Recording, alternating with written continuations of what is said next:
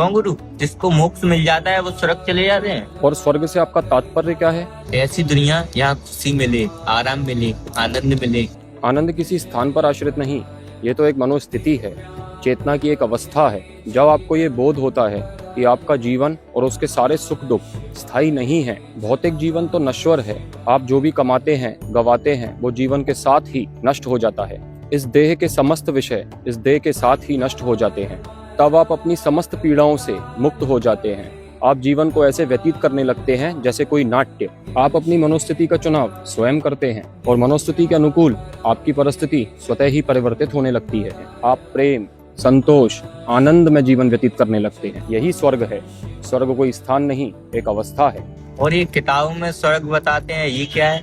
जैसे पृथ्वी एक लोक है, शास्त्रों ने ऐसे और 14 लोकों का वर्णन किया है। इन लोकों पर विभिन्न श्रेणियों के जीवन और चेतना के स्तर के अनुरूप देह की रचना की गई है। स्वर्ग लोक भी एक ऐसा ही लोक है जहाँ पर देवता वास करते हैं। शास्त्र अनुसार देवता अमर हैं, अर्थात उनकी देह की रचना जड़ नहीं, उन्हें जन्म और मृत्यु से नहीं बंधना पड़ता है।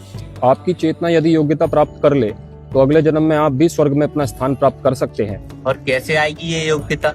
आपको अपने हृदय चक्र में ऊर्जा का संचार करना होगा, करुणा सीखनी होगी, प्रेम सीखना होगा, भय का, असुरक्षा का, अभिमान का त्याग करना होगा। दूसरे मनुष्यों से, जीव जंतुओं से, दूसरी संप्रदायों से द्वेष अथवा ईर्ष्या का त्याग करना होगा।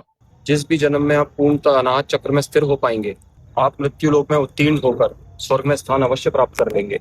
किंतु ये समस्त लोग माया के ही प्रकार हैं और मोक्ष तो माया से ही जागृति का नाम है। और एक सच्चा मुमुक्ष स्वर्ग की कामना में नहीं रहता, वह समस्त कामनाओं की जड़ में उतरकर निष्काम कर्म में स्थापित होता है।